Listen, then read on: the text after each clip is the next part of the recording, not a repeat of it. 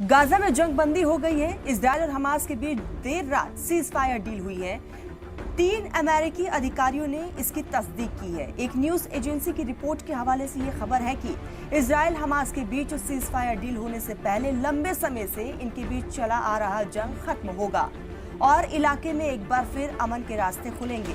ये खबर गाजा के लोगों के लिए बड़ी राहत भरी है।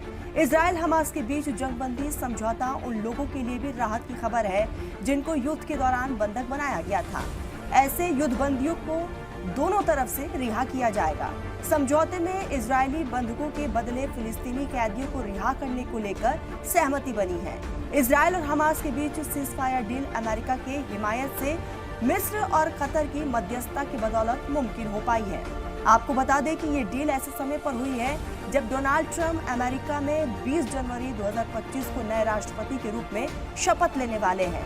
इस जंग में अभी तक 46,000 से अधिक लोग मारे गए हैं और सैकड़ों हजार लोगों को अपना घर छोड़कर भागना पड़ा।